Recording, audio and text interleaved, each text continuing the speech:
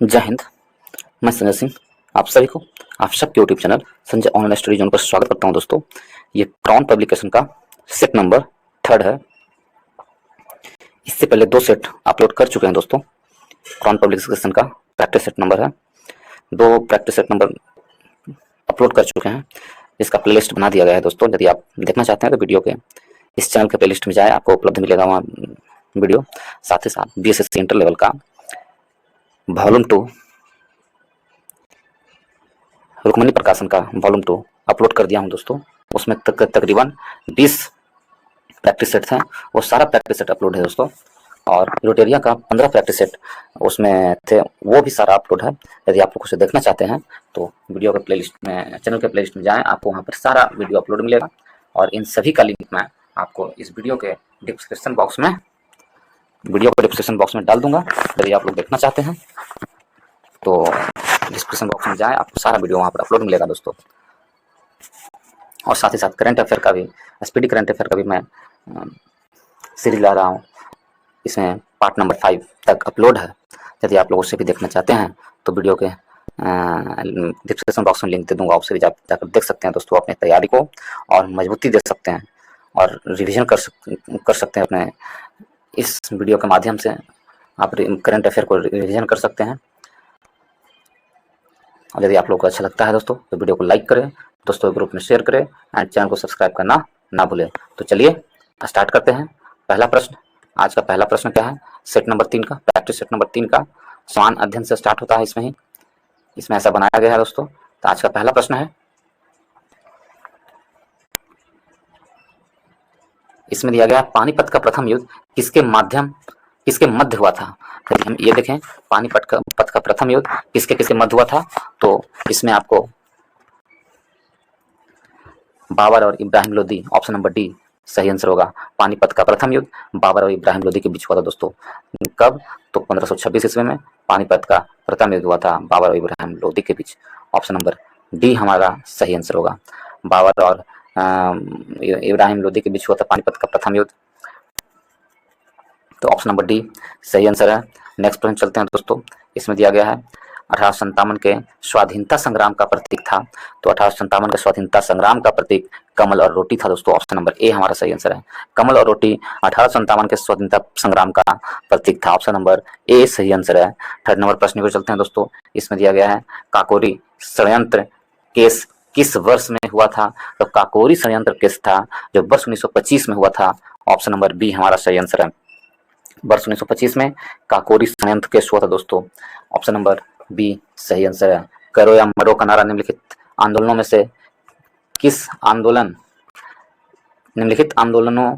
से किसके साथ संबंधित है? तो करो और मरो का नारा महात्मा गांधी ने भारत छोड़ो आंदोलन के समय दिए थे। ऑप्शन नंबर डी सही आंसर है। महात्मा गांधी ने करो और मरो का नारा कब दिए थे? 1942 ईस्वी में भारत छोड़ो आंदोलन के समय महात्मा गांधी ने करो और मरो का नारा दिए थे दोस्तों। ऑप्शन नंबर डी सही आंसर होगा।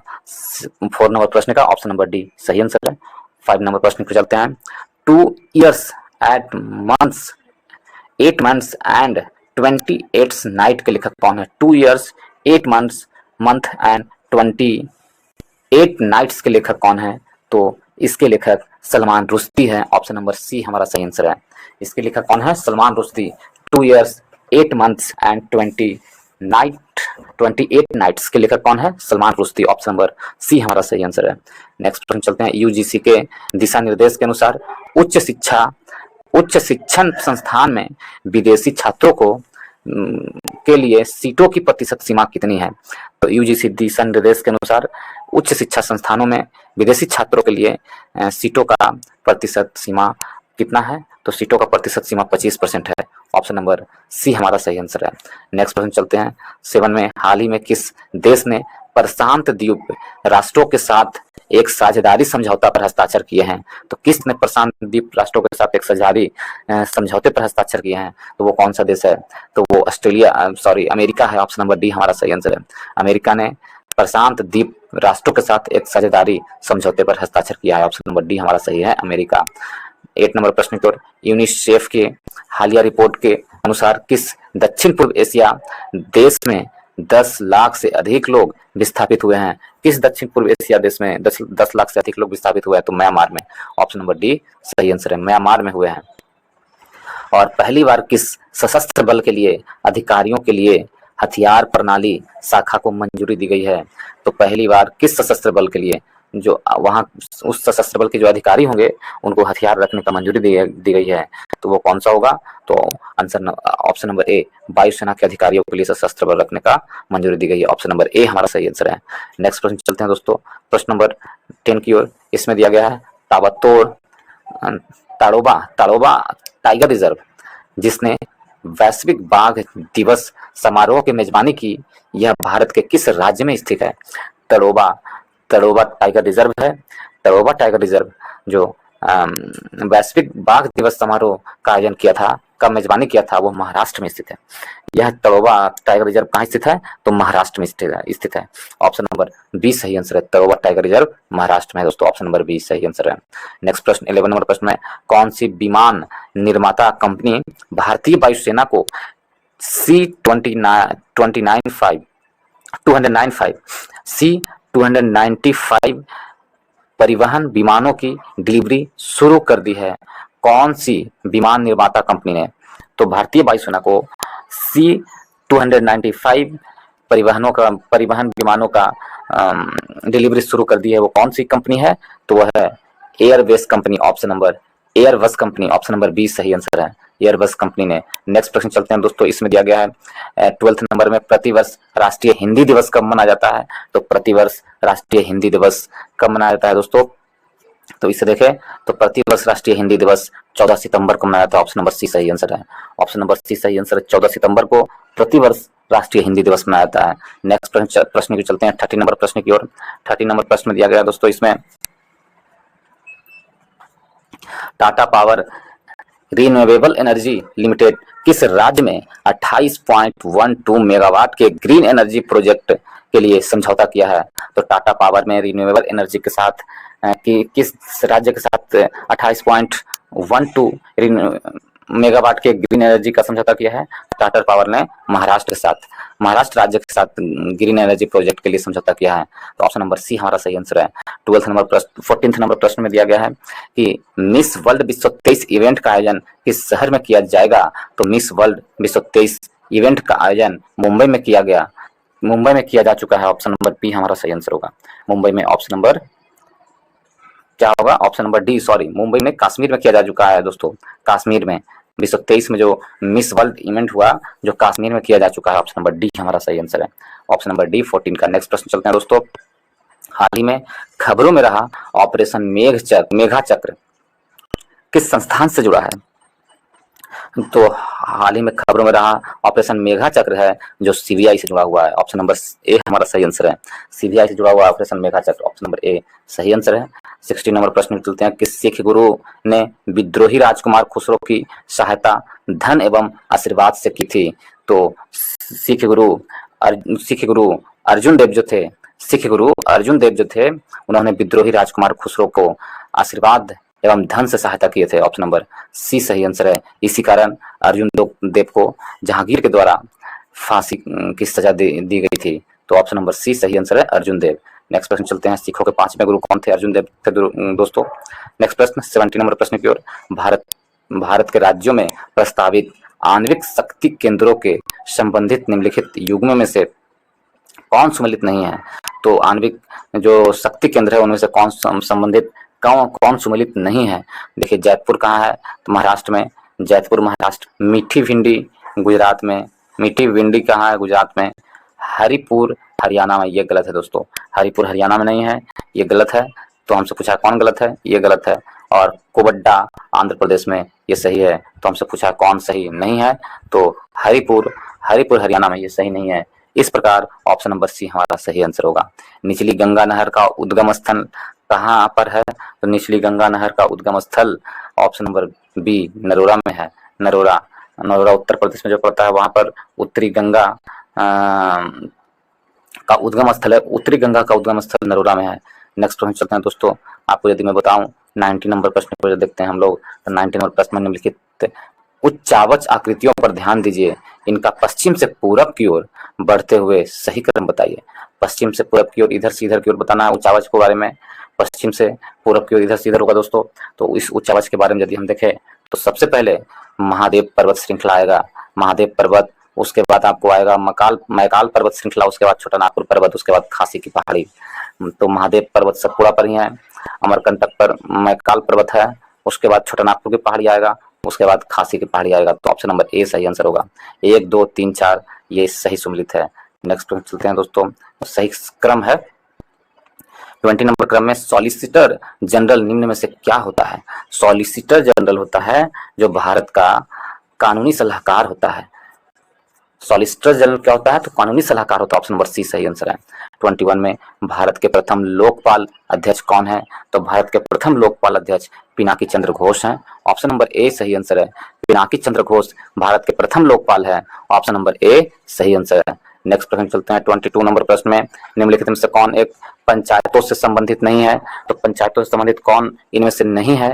तो राज्य निर्वाचन आयोग पंचायतों का चुनाव संपादित करता है, ये सही है। और सभी पंचायतों का कार्यकाल 5 वर्ष निर्धारित होता होगा, ये भी सही है। एक पंचायत के भंग होने के 6 माह के अंदर नया चुनाव कराया जाएगा, ये भी सही है। कौन सही नहीं है? संविधान 74वां संशोधन अधिनियम के तहत पंचायती राज लागू हुआ था, ये गलत है। तो हमसे पूछा कौन सही नहीं है, तो ऑप्शन नंबर बी सही नहीं है। इस प्रकार ऑप्शन नंबर बी हमारा सही आंसर हुआ दोस्तों। 73वां संविधान संशोधन के तहत पंचायती राज को संवैधानिक दर्जा दिया गया था, न कि 74वां के तहत। 74वां संविधान संशोधन के तहत आपको नगर पालिका का संवैधानिक दर्जा दिया गया था। तो इस प्रकार ऑप्शन नंबर बी हमारा सही आंसर होगा, ये गलत है। नेक्स्ट प्रश्न चलते हैं दोस्तों, प्रश्न नंबर 23 की ओर। 23 में कहा गया भारत में दीर्घकालीन राजकोषीय नीति की घोषणा किस वित्त मंत्रालय द्वारा की गई थी? तो भारत में दीर्घकालीन राजकोषीय नीति की घोषणा किस वित्त मंत्री के द्वारा किया गया था? तो वित्त मंत्री बीपी सिंह के द्वारा दीर्घकालीन राजकोषीय नीति की घोषणा की गई थी, वित्त मंत्री बीपी सिंह के द्वारा किया गया था। पहली बार वित्त मंत्री बीपी सिंह के द्वारा। ऑप्शन नंबर ए हमारा सही आंसर होगा।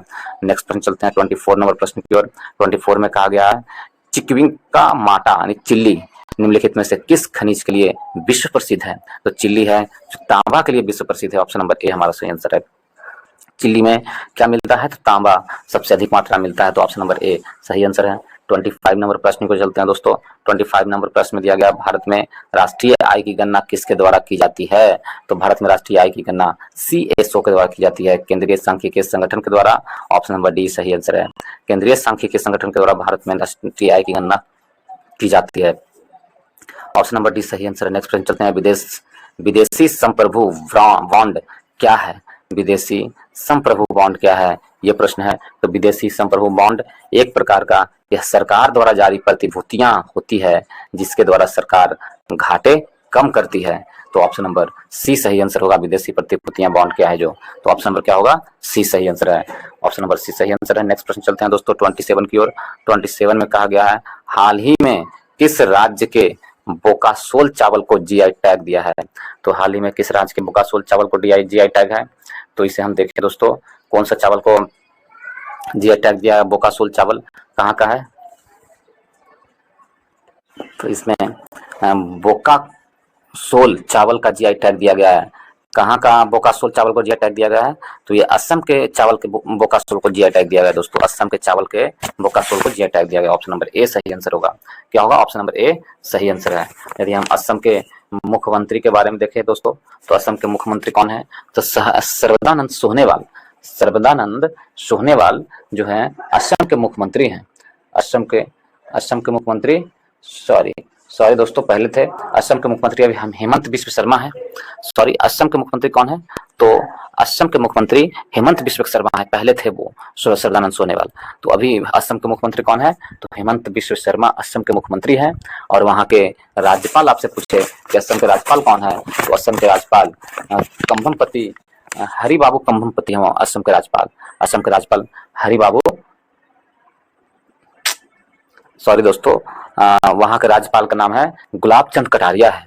देखिए हम फिर से इसको बताते हैं, असम के मुख्यमंत्री का नाम हेमंत बिस्व शर्मा है, असम के मुख्यमंत्री के नाम, जबकि वहाँ के राज्यपाल का नाम गुलाब चंद कटारिया है। असम के राज्यपाल का नाम गुलाब चंद कटारिया है।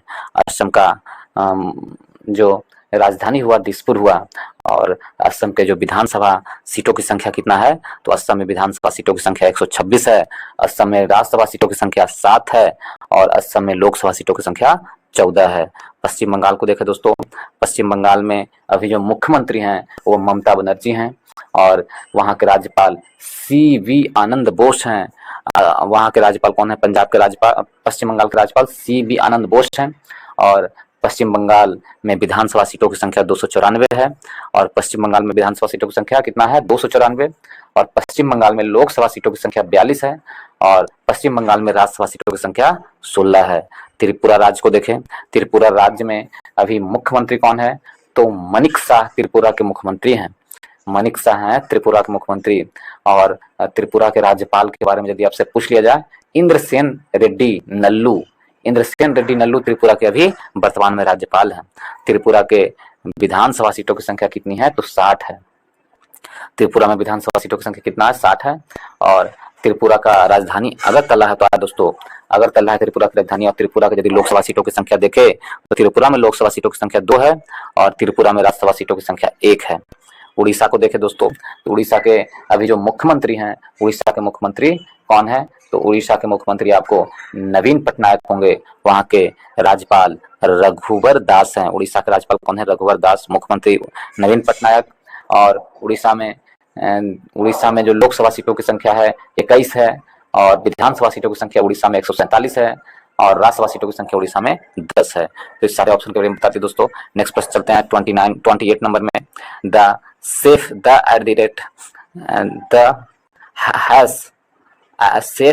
हैंड्स चैलेंज किसने शुरू किया है? द सेफ हैंड्स चैलेंज किसने शुरू किया है? तो ये शुरू करने वाले कौन है? 28 नंबर प्रश्न में तो WHO ने शुरू किया है। WHO ऑप्शन नंबर ए सही आंसर है। WHO ने शुरू किया है। ऑप्शन नंबर ए हमारा सही आंसर होगा। WHO ने द सेफ हैंड चैलेंज किसने शुरू किया है? तो WHO ने किया है। यदि WHO के बारे में देखें दोस्तों तो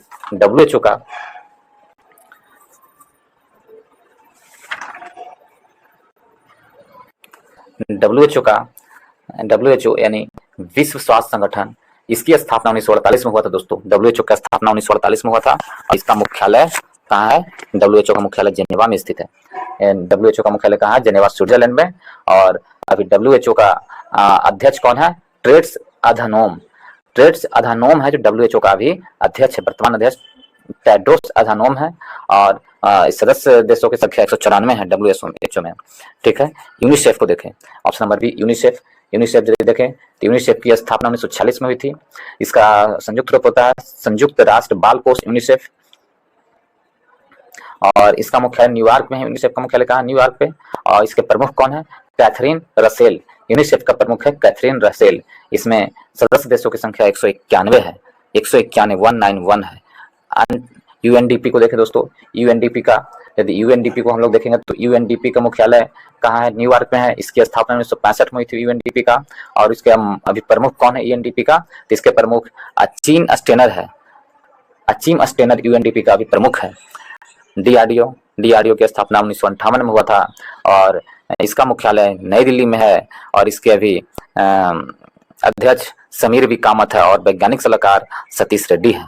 तो ऑप्शन नंबर ए सही आंसर होगा WHO। 29 में विश्व शौचालय दिवस, वर्ल्ड टॉयलेट डे कब मनाया जाता है? तो 19 नवंबर को विश्व शौचालय दिवस मनाया जाता है। ऑप्शन नंबर 29 का बी सही आंसर होगा, 19 नवंबर। नेक्स्ट प्रश्न चलते हैं दोस्तों 30 नंबर प्रश्न में।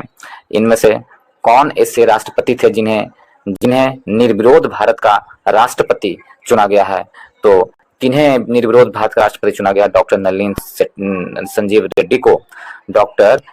संजीव रेड्डी को भारत के ऐसे राष्ट्रपति थे जिन्हें निर्विरोध राष्ट्रपति चुना गया था। 31 नंबर प्रश्न को चलते हैं। भारत के कितने राज्य नेपाल के साथ सीमा साझा करते हैं?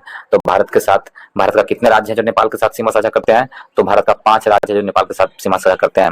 उत्तराखंड, उत्तर प्रदेश, बिहार और आपको बिहार के साथ साथ पश्चिम बंगाल और उधर 3 हो गया, पश्चिम बंगाल और एक सिक्किम। ये क्या है? नेपाल के साथ सीमा साझा करते हैं। ऑप्शन नंबर डी हमारा सही आंसर होगा। कितने राज्य? तो 5 राज्य। ऑप्शन नंबर डी सही आंसर है। नेक्स्ट प्रश्न चलते हैं दोस्तों 32 नंबर प्रश्न में। 32 में कहा गया है कि इनमें से कौन सी नदी डेल्टा नहीं बनाती है? तो ताप्ती और नर्मदा नदी है जो डेल्टा नहीं बनाती है, ठीक है, एस्चुरी बनाती है। 33 नंबर प्रश्न पे चलते हैं। सबरीमाला जो कि हिंदुओं का तीर्थ स्थल है किस राज्य में स्थित है? सबरीमाला है जो हिंदुओं का तीर्थ स्थल है वह तमिलनाडु में स्थित है दोस्तों। ऑप्शन नंबर सी हमारा सही आंसर है। तमिलनाडु में सबरीमाला कहाँ स्थित है? तो तमिलनाडु में स्थित है। ऑप्शन नंबर सी सही आंसर है। नेक्स्ट प्रश्न चलते हैं दोस्तों। 34 नंबर प्रश्न में 6 से 14 साल के बच्चों को मुफ्त एवं अनिवार्य शिक्षा को मौलिक अधिकार कब अमल में लाया गया था? तो कब मौलिक अधिकार में अमल में लाया गया था? 6 से 14 वर्ष के बच्चों को। तो यह लाया गया था शिक्षा के अधिकार अधिनियम 2010 के द्वारा 1 अप्रैल 2010 को यह अमल में लाया गया था। ऑप्शन नंबर ए हमारा सही आंसर है। 1 अप्रैल 2010 को। 35 में चेरनोबिल परमाणु दुर्घटना का संबंध किस देश से है? तो चेरनोबिल परमाणु दुर्घटना का संबंध यूक्रेन से है दोस्तों। ऑप्शन नंबर ए हमारा सही आंसर है। चेरनोबिल परमाणु घटना का संबंध यूक्रेन से है। ऑप्शन नंबर ए सही आंसर है। यदि 35 से 36 नंबर प्रश्न चलते हैं, इसमें दिया गया है सरदार सरोवर बांध परियोजना के विस्थापितों के पुनर्वास की स्थिति की समीक्षा हेतु कौन सी समिति का गठन किया गया था? तो कौन सी समिति का गठन किया गया था? वो समिति था सुंगलू समिति। सुंगलू समिति का गठन किया गया था। ऑप्शन नंबर बी सही आंसर है। 37 नंबर में वह एकमात्र देश कौन सा है जिसके डाक टिकट पर उसका नाम नहीं है? तो कौन से देश के डाक टिकट पर उसका नाम नहीं है? तो वह देश एकमात्र है ब्रिटेन, जिसके डाक टिकट पर उसका नाम नहीं है, ब्रिटेन है। ऑप्शन नंबर बी सही आंसर है। कौन सा बैंक QR कोड आधारित आइकन वेंडिंग मशीन लॉन्च करने के लिए पायलट प्रोजेक्ट शुरू करेगा? तो वो कौन सा राज्य है जो पायलट प्रोजेक्ट शुरू करने वाला है इसके तहत? तो कौन सा बैंक है QR कोड को आधारित आइकन वेंडिंग मशीन लॉन्च करने के लिए पायलट प्रोजेक्ट लागू कर रहा है? तो रिजर्व बैंक ऑफ इंडिया लागू करेगा। ऑप्शन नंबर बी सही आंसर है। कौन करेगा? तो रिजर्व बैंक ऑफ इंडिया के द्वारा किया जाएगा। नेक्स्ट प्रश्न चलते हैं 39 नंबर में। 39 में दिया गया इंटरनेशनल क्रिकेट के तीनों फॉर्मेट में 30 साल की उम्र के बाद डेब्यू करने वाले पहले भारतीय क्रिकेटर कौन बने हैं? तो 30 साल की उम्र के बाद डेब्यू करने वाले पहले भारतीय बने हैं Surya Kumar Yadav. Option number C हमारा सही आंसर है। 40 नंबर प्रश्न की ओर 10,000 नए MSME पंजीकृत करने वाला पहला जिला कौन बना है? 10,000 नए MSME पंजीकृत करने वाला पहला जिला एर्नाकुलम बना है। ऑप्शन नंबर डी हमारा सही आंसर है। नेक्स्ट प्रश्न चलते हैं दोस्तों 41 नंबर प्रश्न में। बिहान मेला कोंड जनजाति द्वारा किस राज्य में मनाया जाने वाला उत्सव है? तो बिहान मेला कोंड जनजाति वाला मनाया जाने वाला उत्सव है उड़ीसा। ऑप्शन नंबर सी हमारा सही आंसर है। ऑप्शन नंबर सी सही आंसर है। बिहान मेला कोंड जनजाति मानने जाने वाला कौन है? तो उड़ीसा है। ऑप्शन नंबर सी सही आंसर है। 42 में किस देश ने basic plan on ocean policy को अपनाया है? तो किस देश ने basic plan of ocean policy को अपनाया है? तो उस देश का नाम क्या है? देश का नाम जापान है। ऑप्शन नंबर सी हमारा सही आंसर है। किस देश ने basic plan on ocean policy को अपनाया है? तो जापान ने अपनाया है। नेक्स्ट प्रश्न चलते हैं दोस्तों। भारत ने किस देश के साथ एक मोबिलिटी समझौते पर हस्ताक्षर किए हैं जो 42,000 भारतीयों को काम करने की अनुमति देगा? तो भारत ने किस देश के साथ मोबिलिटी समझौते पर हस्ताक्षर किए हैं जो 42,000 भारतीयों को काम करने की अनुमति देगा? किस देश के साथ? तो भारत सरकार ने इजराइल के साथ समझौता किया है। ऑप्शन नंबर बी हमारा सही आंसर है। नेक्स्ट प्रश्न चलते हैं 44 में। किस अंतरिक्ष एजेंसी ने एओलस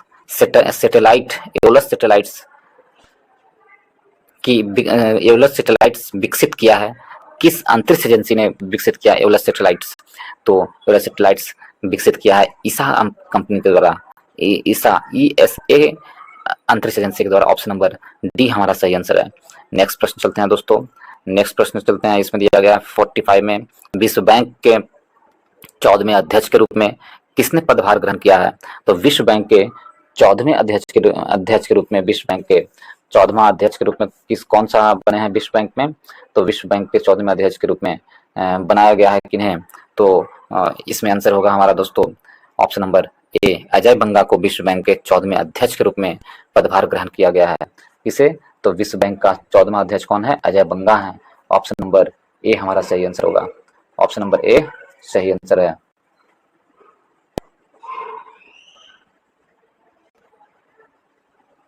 नेक्स्ट प्रश्न चलते हैं दोस्तों। प्रश्न नंबर 46 में बिम्स्टेक ऊर्जा केंद्र किस देश में स्थापित किया जाएगा? तो बिम्स्टेक ऊर्जा केंद्र है, किस देश में स्थापित किया जाएगा? तो यह भारत में स्थापित किया जाएगा बिम्स्टेक ऊर्जा केंद्र। बिम्स्टेक ऊर्जा केंद्र है जो कहाँ आयोजित किया जाएगा? भारत में आयोजित किया जाएगा बिम्स्टेक ऊर्जा केंद्र। बिम्स्टेक को यदि देखें, बिम्स्टेक की स्थापना 1997 में हुई थी दोस्तों। बिम्स्टेक की स्थापना कहाँ हुई थी? 1997 में, और ढाका में हुआ था, इसका मुख्यालय है बिम्स्टेक का। और बिम्स्टेक के महासचिव अभी इंद्रमणि पांडे हैं। बिम्स्टेक के महासचिव कौन है? इंद्रमणि पांडे। और सदस्य देश कितने हैं बिम्स्टेक में? 7 सदस्य देश हैं बिम्स्टेक में। सदस्य देशों की संख्या कितनी है? 7 है। तो ऑप्शन नंबर कौन सा होगा? ए सही आंसर है, भारत में। नेक्स्ट प्रश्न चलते हैं 47 में। Cricket Asia cup 2023 hybrid model में किन दो देशों में आयोजित किया जाएगा? तो cricket Asia cup 2023 hybrid model में किन दो देशों के बीच आयोजित किया जाएगा? तो यह आंसर होगा ऑप्शन नंबर सी, श्रीलंका और पाकिस्तान के बीच हाइब्रिड मॉडल में आयोजित किया जाएगा। ऑप्शन नंबर सी सही आंसर है दोस्तों, ऑप्शन नंबर सी सही आंसर है। नेक्स्ट प्रश्न चलते हैं 48 नंबर प्रश्न में। हुरून इंडिया के अनुसार भारत में सबसे मूल्यवान सूचीबद्ध निजी कंपनी कौन सी है? हुरून इंडिया के अनुसार भारत में सबसे मूल्यवान सूचीबद्ध निजी कंपनी का नाम रिलायंस इंडस्ट्रीज है। ऑप्शन नंबर सी हमारा सही आंसर है। कौन होगा? Reliance Industries, option number C सही आंसर है। 49 नंबर प्रश्न पे चलते हैं। 49 में दिया गया है, कोल इंडिया के नए अध्यक्ष और एमडी का पदभार किसने संभाला है? तो कोल इंडिया के नए अध्यक्ष और एमडी का पदभार पीएम प्रसाद ने संभाला है। ऑप्शन नंबर डी हमारा सही आंसर है। पीएम प्रसाद ने कोल इंडिया के नए अध्यक्ष एवं एमडी के पदभार संभाला है। किस देश ने गुइलेन बैरे सिंड्रोम के चलते राष्ट्रीय स्वास्थ्य आपातकाल की घोषणा की है? तो किस देश ने गुइलेन बैरे सिंड्रोम के चलते राष्ट्रीय आपातकाल की घोषणा की है? वो कौन सा देश है? तो वो पेरू है। पेरू ने राष्ट्रीय आपातकाल की घोषणा की। ऑप्शन नंबर डी हमारा सही आंसर होगा, ऑप्शन नंबर डी सही आंसर है। नेक्स्ट प्रश्न चलते हैं दोस्तों, समान अध्ययन की ओर हम लोग चलते हैं, सामान्य विज्ञान की ओर चलते हैं। इसमें दिया गया है, निम्नलिखित में से कौन सा तत्व सबसे पहले कृत्रिम रूप से उत्पादित किया गया था? तो कौन सा तत्व है जो सबसे पहले कृत्रिम रूप से उत्पादित किया गया था? उस तत्व का नाम है टेक्नीशियम है, जो सबसे पहले कृत्रिम रूप से उत्पादित किया गया था। 52 नंबर प्रश्न में, गर्मियों में सफेद कपड़े पहनना ज्यादा आरामदेह है क्योंकि? गर्मियों में सफेद कपड़े पहनने से ज्यादा आराम है क्योंकि वे अपने ऊपर पड़ने वाली सारी ऊष्मा को परिवर्तित कर देती है। ऑप्शन नंबर ए हमारा सही आंसर है। नेक्स्ट प्रश्न चलते हैं प्रश्न नंबर 53 की ओर। 53 में दिया गया है, कम वोल्टेज पर कार्य करने पर विद्युत मोटर प्रायः जल जाते हैं क्योंकि?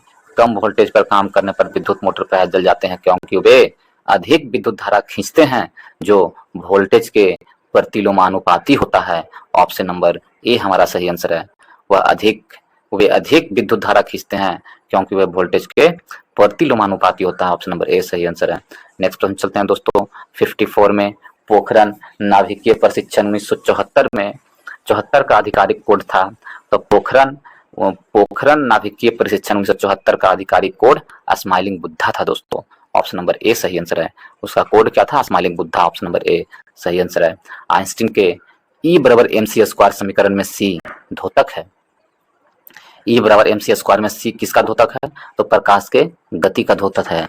C क्या होता है? प्रकाश की गति का द्योतक है। ऑप्शन नंबर डी सही आंसर है। 56 में, पुच्छल तारे की पूंछ की दिशा सदैव होती है। पुच्छल तारे की पूंछ की दिशा सदैव क्या होती है? सूर्य से दूर होती है। ऑप्शन नंबर ए सही आंसर है। पुच्छल तारे की पूंछ की दिशा सूर्य से दूर होती है। ऑप्शन नंबर ए सही आंसर है, सूर्य से दूर होती है। नेक्स्ट प्रश्न चलते हैं दोस्तों 57 की ओर। विश्व की सबसे विशुद्ध घड़ी जो प्रति 300 मिलियन वर्षों में केवल 1 सेकंड पीछे हो जाती है, प्रयोग करती है। 300 मिलियन वर्ष में केवल 1 सेकंड पीछे हो जाती है। उस घड़ी का प्रयोग कहाँ किया जाता है? तो उस घड़ी का स्ट्रांसियम परमाणु में प्रयोग की जाती है। ऑप्शन नंबर सी सही आंसर है, स्ट्रांसियम परमाणु में। नेक्स्ट 58 में, वर्ष 1945 में नागासाकी यानी जापान में गिराए गए बमों में कौन सा विस्फोटक प्रयुक्त किया गया था? तो 1945 में नागासाकी में जो बम गिराए गए थे उसमें प्लूटोनियम बम का प्रयोग किया गया था, विस्फोटक का प्रयोग किया गया था। ऑप्शन नंबर सी हमारा सही आंसर है। नेक्स्ट प्रश्न चलते हैं दोस्तों 59 में। इसमें दिया गया है, निम्नलिखित में से किस धातु को प्राप्त करने हेतु बॉक्साइट अयस्क है? तो बॉक्साइड यस्क किस धातु का है? एल्युमिनियम का यस्क क्या है? बॉक्साइड है। ऑप्शन नंबर सी हमारा सही आंसर है। नेक्स्ट प्रश्न चलते हैं 60 नंबर प्रश्न की ओर। निम्नलिखित में से कौन सी धातु सामान्य तापमान पर द्रव अवस्था में है? तो समान तापमान पर द्रव अवस्था में पारा होता है। ऑप्शन नंबर सी सही आंसर है। 61 में पानी आयनिक लवण का सुविलायक है क्योंकि पानी है जो आयनिक लवण का सुविलायक है क्योंकि पानी का जो द्विध्रुव आघूर्णन अधिक होता है। द्विध्रुव आघूर्णन अधिक होता है। ऑप्शन नंबर बी सही आंसर है। 62 में फोटोग्राफी में प्रयुक्त होने वाला हाइपोविलियन जलीय विलयन है। तो फोटोग्राफी में प्रयोग होने वाला हाइपोविलियन सोडियम थायोसल्फेट का जलीय विलयन है। ऑप्शन नंबर ए सही आंसर है। 63 नंबर प्रश्न के चलते हैं। निम्नलिखित में से कौन सा रसायन फल पकाने के लिए उपयोग में लाया जाता है? तो कौन सा रसायन फल को पकाने के लिए उपयोग में लाया जाता है? तो उस रसायन का नाम क्या है? कैल्शियम कार्बाइड नाम है। ऑप्शन नंबर बी सही आंसर है। उस रसायन का नाम है calcium carbide. Option number B सही आंसर है। नेक्स्ट प्रश्न चलते हैं दोस्तों। तारा जो उर्वरक में नहीं पाया जाता है वह है तत्व जो उर्वरक में नहीं पाया जाता है वह है कौन सा तत्व उर्वरक में नहीं पाया जाता है? उस तत्व का नाम क्या है? तो हाइड्रोजन तत्व उर्वरक में नहीं पाया जाता है। हाइड्रोजन तत्व उर्वरक में नहीं पाया जाता। ऑप्शन नंबर बी सही आंसर है। 65 में एक कार बैटरी में प्रयुक्त विद्युत अपघटन होता है। तो एक कार के बैटरी में प्रयुक्त विद्युत अपघटन सल्फ्यूरिक अम्ल होता है। कार के बैटरी में कौन सा होता है विद्युत अपघटन? सल्फ्यूरिक अम्ल होता है। ऑप्शन नंबर बी सही आंसर है, सल्फ्यूरिक अम्ल। सबसे बड़ा स्तनपायी कौन सा है? तो सबसे बड़ा स्तनपायी व्हेल मछली है। ऑप्शन नंबर ए सही आंसर है। व्हेल मछली सबसे बड़ा स्तनपायी है। ऑप्शन नंबर ए सही आंसर है। नेक्स्ट पर हम चलते हैं दोस्तों 67 में कहा जा रहा है निम्नलिखित में से कौन सही रूप में सम्मिलित नहीं है? तो सही रूप में कौन सम्मिलित नहीं है? तो घटपर्णी परजीवी आवृत बीजी है, ये सही सम्मिलित नहीं है। ईस्ट किण्वन के द्वारा होता है, सही है। कैसीन दूध प्रोटीन है और एलोवेरा आवृत बीजी है, ये सब सही है, परंतु ऑप्शन नंबर सी से डी नहीं सही है। तो इस प्रकार ऑप्शन नंबर डी हमारा सही आंसर है। घटपर्णी परजीवी आवृत्ति बीजी है, ये गलत है। मरुभूमि के पादप अधिकतर होते हैं। तो मरुभूमि के जो पादप हैं अधिकतर मांसल होते हैं। ऑप्शन नंबर बी सही आंसर है।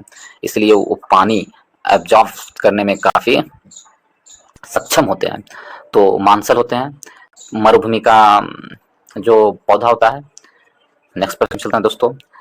प्रतिजन वह पदार्थ है जो तो प्रतिजन वह पदार्थ है जो प्रतिपिंड के निर्माण को उद्दीपित करता है।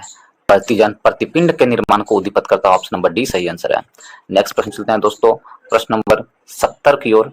मानव शरीर में प्रोटीन का पाचन निम्नलिखित में से किस अंग में प्रारंभ होता है?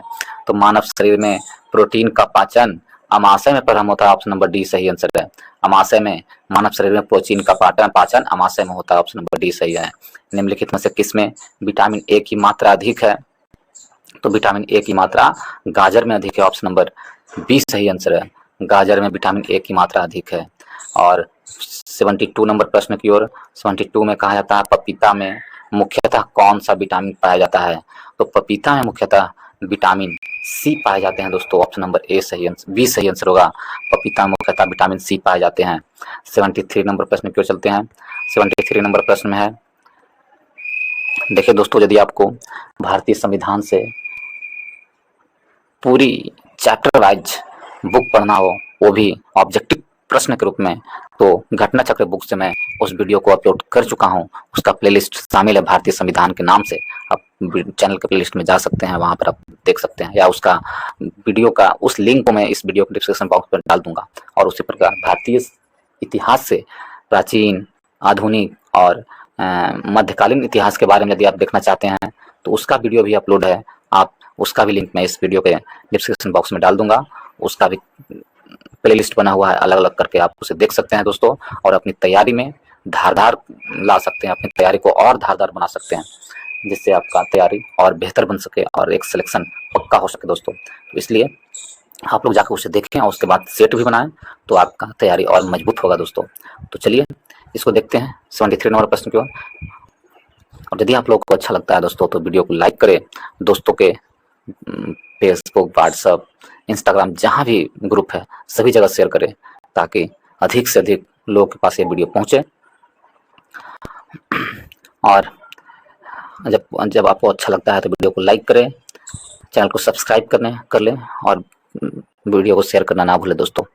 बेल आइकन को भी दबा लें ताकि जो भी नोटिफिकेशन जाए, जो भी वीडियो अपलोड करें, जल्दी से नोटिफिकेशन सबसे पहले आपके पास ही जाए। तो चलिए इसको देखते हैं। वृक्क से मूत्र की मात्रा का निस्तारण नियंत्रित होता है हार्मोन के द्वारा। कौन से हार्मोन के द्वारा मूत्र की मात्रा का निस्तारण का नियंत्रण होता है? तो हार्मोन कौन सा है? ADH hormone, option number D सही आंसर होगा। ADH हार्मोन के द्वारा नियंत्रित होता है, ऑप्शन नंबर डी सही आंसर है। 74 में तुलसी के पौधों का औषधीय महत्व निम्नांकित की उपस्थिति के कारण होता है। तो तुलसी के पौधों में जो औषधीय महत्व है किसके उपस्थिति के कारण होता है? तो फिनॉल, उसमें फिनॉल एवं फ्लेनोवाइड का उपस्थिति के कारण होता है औषधीय गुण तुलसी के पौधों में, ऑप्शन नंबर सी सही आंसर होगा। फिनॉल एवं फ्लेवोनाइड के उपस्थिति के कारण, ऑप्शन नंबर सी सही आंसर है। नेक्स्ट प्रश्न चलते हैं दोस्तों 75 नंबर प्रश्न चलते हैं और ये इस वीडियो का अंतिम प्रश्न होगा। धुआं जो स्मॉग कहते हैं आवश्यक रूप से वायुमंडल में निम्नलिखित की उपस्थिति के कारण होता है। धुआं है जो वायुमंडल में किसकी उपस्थिति के कारण होता है? तो उसमें नाइट्रोजन और सल्फर डाइऑक्साइड की उपस्थिति के कारण धुआं यानी स्मॉग वायुमंडल में उपस्थित होता है। नाइट्रोजन और सल्फर के ऑक्साइड के कारण, ऑप्शन नंबर डी हमारा सही आंसर होगा। इसके साथ ही इस वीडियो को समाप्त करते हैं दोस्तों। इस वीडियो को देखने के लिए बहुत बहुत धन्यवाद और इस वीडियो को आप लोग लाइक करें, शेयर करें एंड चैनल को सब्सक्राइब करना भूले दोस्तों के ग्रुप में शेयर करें। जहाँ भी ग्रुप है सभी ग्रुप में शेयर करें। इससे काफ़ी लोगों के पास ये वीडियो पहुँचेगा दोस्तों और इससे काफ़ी लोगों को लाभ पहुँचेगा। चलिए तो इस वीडियो को देखने के लिए बहुत बहुत धन्यवाद।